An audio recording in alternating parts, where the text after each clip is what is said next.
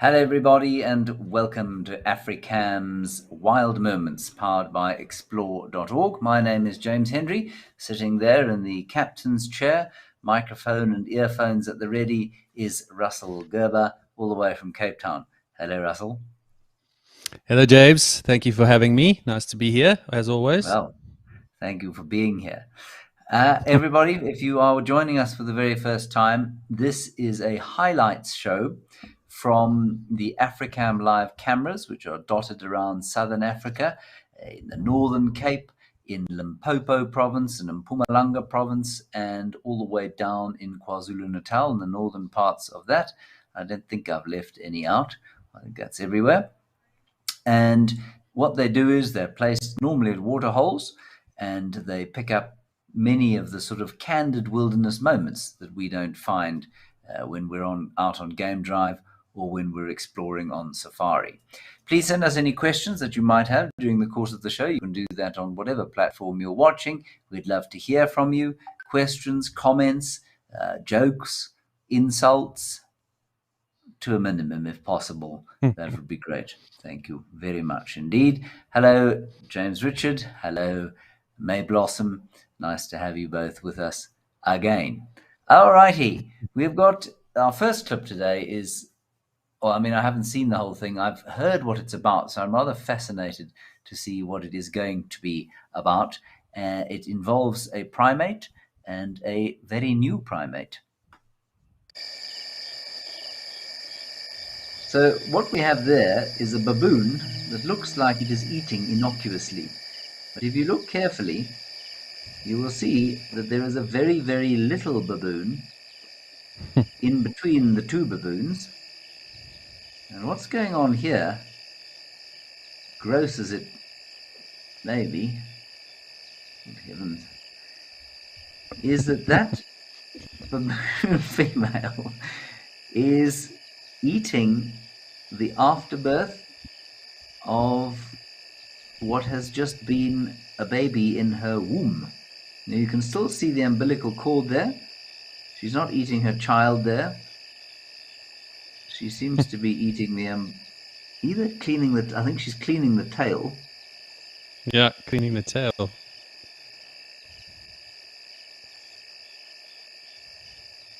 Absolutely phenomenal.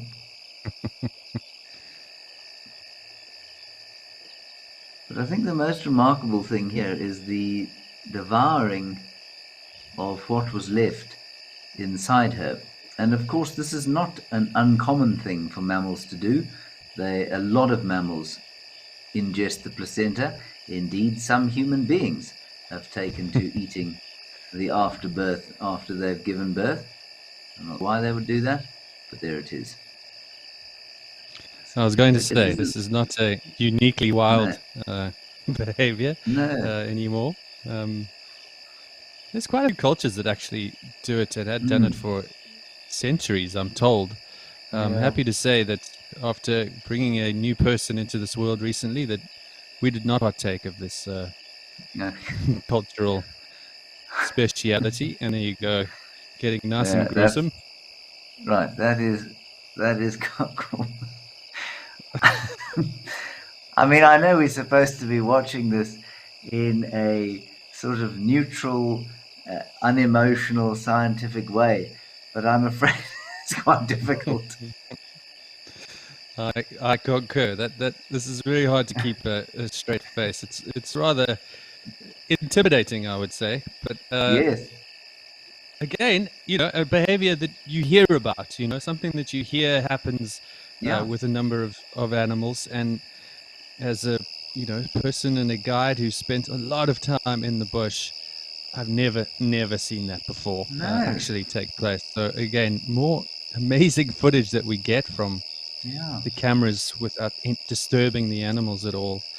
And I mean, it's so amazing that we got it out in the open like that as well. Yes, you're right, because I mean, she could easily be behind a whole lot of branches. I think she's with a very vulnerable youngster as well. She's still eating bits of the amniotic sac, maybe. Oh, maybe that's the umbilical That cord. looks like umbilical, I reckon. Yeah. If we sound a bit clueless, everyone, it's because we, like Russell says, despite our experience, we've never seen this before.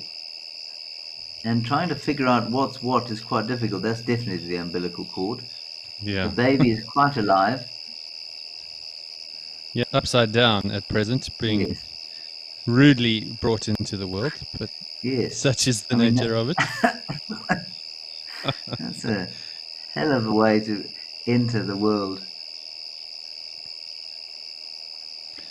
Also, having recently gone through this, I was offered the honor of cutting the umbilical cord. Many Yes. of you moms and dads out there will know it's actually quite a tough little, I don't know if you can call it an organ, but it's really quite gristly and difficult Yes. to cut through. So Okay. it'll be a hard job for her to actually bite through it, I think, Good to with the know. type of teeth that she have. Well, there you go, James, for future reference, so you know Thank how to you. be prepared for such things. Thank you. Thank you. I'll sharpen my hunting knife. Or, work on your carnassial shear Yes. and Yes. just Yes. chew through it. Sharpen my incisors. Yes. Now that's the little one that was hanging around with your mother and seems to be after some scraps. Oh, smelling her hand. Okay. Fascinating. So just touching the branches there, where obviously there's a lot of fluid that has come out Mhm. and all over the branch there, and just having a smell, perhaps trying to see if there's any signal that can be picked up from that. Well, I mean, I think that was absolutely disgusting, fascinating, amazing. I'm awash with different kinds of emotions. Would you mind, Kirsten, going back to the clip and let's just have a look. There's something else that's not to do with the birth that I'm quite interested in, and that's the way that other one was sleeping. If you go right to the beginning of the clip, there. Now, I mean, just to, if you can't see this clearly, that little thing there is sitting on a very narrow branch and has just Mm. folded over and gone to sleep, while quite possibly, I wonder if that's not her mother, his or her mother, maybe Mm. birthing a new sibling. That's I well was thinking the possible. same thing. I feel like Yeah. last year we had a very young baby in this area. Not, it won't be this one, but um, this is definitely a tree quite popular for the baboons to hang Okay. out in. And I feel like we didn't get this great footage like last year, but again, there was definitely a youngster there, and I Okay. think obviously that tradition is continuing for this Yeah. troop of baboons. Wow. They should give birth every 2 years or so, I think, in the low felt, and so yeah. I mean, that could easily be a 2-year-old baboon with a new sibling. I'm guessing. Yeah, agreed. Mary Momo, you want to know, do baboons always give birth in trees? Well, roundabout where Russell is, I suspect they don't actually. They probably give birth in the rocks. Yeah. Down here, exactly. Lots of same species, but slightly smaller in body size, I would say, and with a little bit longer fur. But yeah, they do actually give birth mainly on the cliff faces around the mountains in the area, Table Mountain and Table Mountain National Park. Um, but yeah, definitely not always in trees. They spend most of their time roosting up on the cliff Mm. faces in this part of the world. We actually had one in our yard about 2 days ago. So yeah, they do they do pop in from time to time. But thankfully they don't roost in our trees. So yeah, they stay on the mountains for the most part. I mean, I think that's the case also in the Drakensberg, where baboons are quite common. And there are trees, certainly in the gullies and in the crevices, but there are very few trees up on top because Mm. obviously it's very windy. And same reason there are not a lot of trees in parts of the Cape. And so baboons will have to make another plan in those areas. Judy H, you say, thank goodness you thought that was a tapeworm. Yes, it certainly looked like a very chewy tapeworm. That's the umbilical cord, I presume you're talking about. Lucy M, you say it removes evidence from predators with a question mark. Absolutely. I think that's one of the reasons that they eat the placenta. But I think the major reason, actually, because I mean, a baboon is a very dexterous creature. That creature could very easily climb down the tree, dig a hole, and bury it. I think the major reason there is the conservation of energy. I don't think that there is, it's a massively protein rich sort of pile, and so well worth being consumed. If you happen to be the mother that's produced it, it would just be a real waste to leave it, I think. Yeah, I think so too, James. I think that would be much more a caloric intake, versus cost kind of thing. Giving birth would take energy. Obviously, having, the gestation of it's about 6 months, isn't it, for baboons? It's 6 months, yeah. I mean, that'll take it out of you. So yeah, as you say, replacing some lost calories, definitely. Yeah. Lucy M, yeah, you see, I was waiting for this sort of question. You say you're not sure why something so natural would be seen as so squeamish, but that's just me. Lucy, it's not that we don't think it's natural at all. It's just that being, what should we say, semi-civilized human beings, it's not something that we see every day. And, Russell and I have spent collectively around about 40 years in the bush, and we've never seen it before. So it's just a combination of surprise and the fact that, when we live our sort of semi-civilized city lives, we just don't see that sort of thing. And yeah, so that's why it's kind of squeamish to look at, I guess. It would be the same as watching a surgery, or the same as watching a kill. For example, if you watch lions killing a wildebeest, or wild dogs shredding a steenbok, it can be fairly disturbing. And, the human reaction is to do that if it's not something that you've seen very often. Certainly nothing unnatural about it at all. Kathy, you say fascinating, amazing year, and kind of gross. Yeah. And Pounce D, you say you weren't exactly expecting that for breakfast. I hope that clip hasn't put you off your oatmeal or whatever it is that you're having for breakfast. Cindy Drake, yes, so special. Absolutely.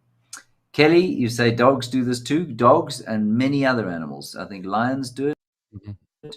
I think probably 90% of, in fact, even more so than that, would engage in this sort of thing. And maybe marine mammals don't, but even they may well. I'm not sure.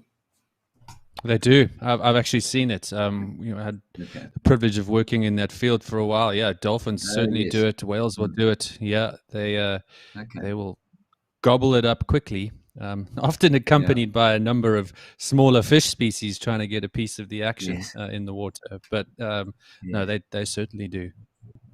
I would suspect that we're probably in a minority in not eating the placenta. And like Russell says, there are a lot of cultures that do. I mean, there are a lot of Hollywood stars that do these days as well. I can think of one who gave a long description of cooking it up and recipes, actually, which I found a little odd. But maybe that's just me. Okay, so that was the fascinating clip of the baboon and the placenta and the new baby baboon. Just to say that the little baby baboon is now obviously in a very vulnerable state, and let's hope it survives these next couple of weeks until it's sort of mobile enough to hold on to its mother and defend itself through climbing. Let's see. Okay, Kirsten, let us move on to our next clip. Now, what we have here is the Rosies Pan female's cub. The Rosies Pan female's cub. Yes, that's her. Now, we're trying to get an idea whether this is male or female. Russell, you haven't seen, have you? No, not the correct angle, if we could put it that way, to give us a clear indication. But I don't know. I have some thoughts. Before we go further into it, generally speaking, we would say that for the cats, certainly, the males tend to have a slightly wider, bigger head than the girls, but that's always easy to say when they're alongside each other, when they're cubs, and you can pick it out. But on its own, I find it to be quite tricky. I would say this one's got quite a narrow head, and you could guess that it maybe is a girl, but I don't know. I'm still kind of undecided, if I'm honest. Yeah, my instinct says girl, but I would be more than happy to be proven wrong. I mean, I hope it's a girl because it means it'll hang around, but yes, yeah, I could easily be wrong. I think they're eating. They've obviously been on a kill here. You can see they're both very fat. I know that we hadn't seen this cub for a while, and we'd seen the Rosies female a few times around the waterhole without the cub. A lot of people were quite worried about it, so it was very nice to see it back again, and looking, as you say, healthy, fit, and full. Yeah. But I'm still not sure. As you say, it's always hard to sex the babies, particularly the cats. I find until they get a bit bigger. But I'm gonna go with for the time being, girl. All right, let's have another look, Kirsten. Let's see if we can't pause it when the little one lifts its tail up. I don't think that it gives us a decent enough angle, and especially at night with the infrared, I think it's going to be very difficult to see whether there are two golden orbs just underneath the tail there. You can, for those of you who don't know, it's actually not that hard to tell almost as soon as they come out of the den. As if they lift their tails up, you definitely can see the two little golden orbs if they are present. But you need a decent length look. And Kirsten's just going to scrub through here. Doing her best to catch the exact moment. She's got a lovely shot there of the cub shaking its head. Yeah. It's really tough to tell. Yeah. I think Russell's correct. It does seem to have a very narrow head. And like he says, the difference will be quite difficult to see even if there was a male and a female sitting next to each other at this age. And very difficult if it's just one of them.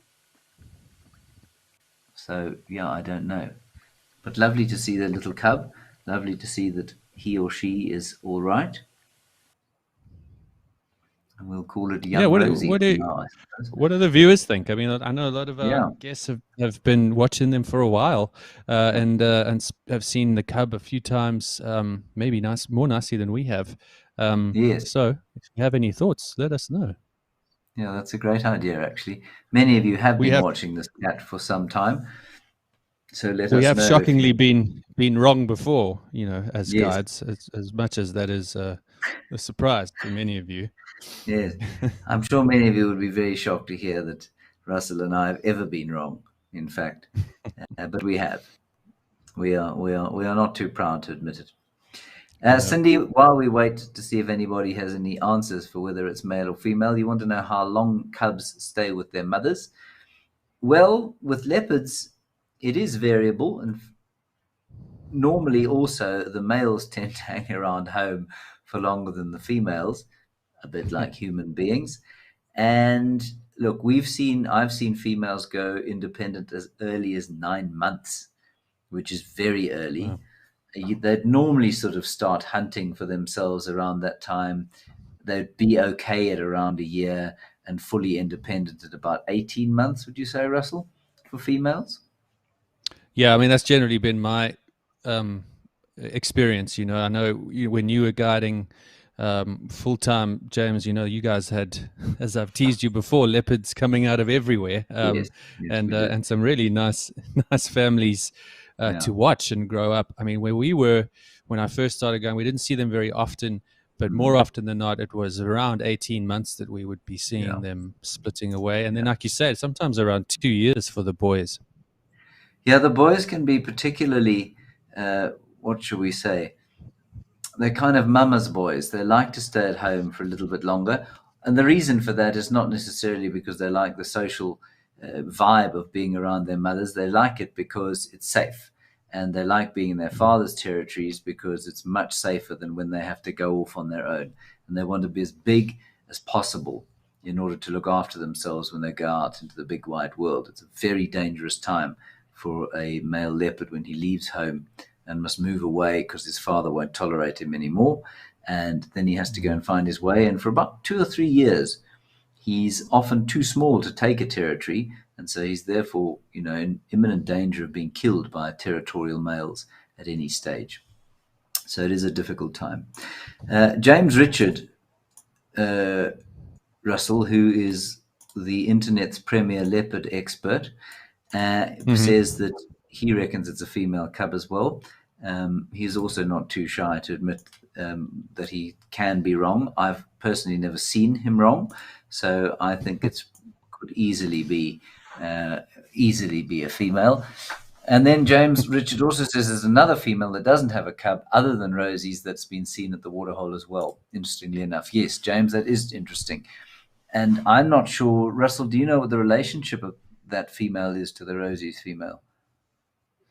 No, we're not entirely sure either. I mean, we spoke to the guides on the ground there as well, and we had some indication that perhaps she was the daughter of that other leopard. So the Rosie's leopard being the daughter of the other. Okay. But no confirmation of that as yet. But I wouldn't be surprised, as you said. It's unusual to see them in such similar territories, except if they are related. Yeah. So it would be a good guess, I would say. Yeah. Also, I mean, if it was extremely dry, then you might expect it, but it really isn't there. I mean, there's a lot of water around. Yeah. No, so they've got plenty of place. Most likely they are related. Yeah. Pounce. Sorry, let's just go through the votes here for whether it's a boy or a girl. Nosy, you say you think it's a girl. Mimz thinks it's a female too. OMG23 says female. Lisa Healy says she's too pretty to be a boy. And Kelly just thinks she's so cute. Yeah. Well, I mean, it'd be very embarrassing for us all if we're wrong. But yeah, we all seem to agree that that's a girl.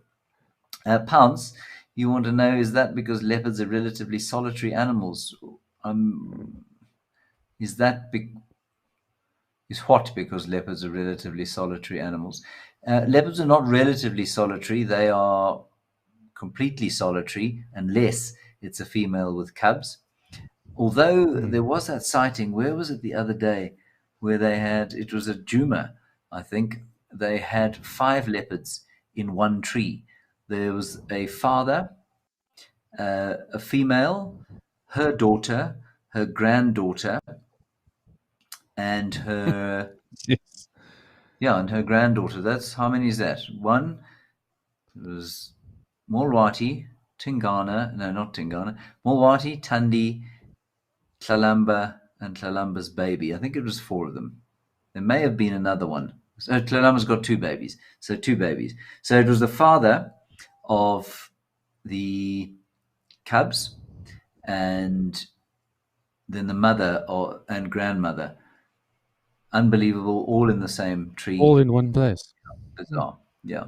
I think the record at Londolozi was 9 leopards in one sighting, but all of this is very unusual. And, if somebody asks you, are leopards solitary, you should say yes, 90% of the time they are, in fact, solitary, unless it's a mother with some youngsters. Nosy, you want to know what age leopards start eating meat? They start eating meat probably at around about 6 weeks. So pretty early on. They won't survive only on meat from then, but these predators do wean their cubs very quickly because it's very expensive for them to make milk. And as soon as the cubs are mobile, they'll try and wean them off milk and put them onto a meat diet. So, as early as 6 weeks, they'll start eating meat. Anna Emerson, do leopards mate for life? No, Anna, they don't mate for life. Leopards are, what should we say?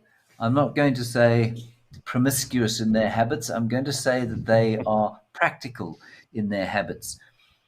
A female will mate with the territorial male, whoever he is.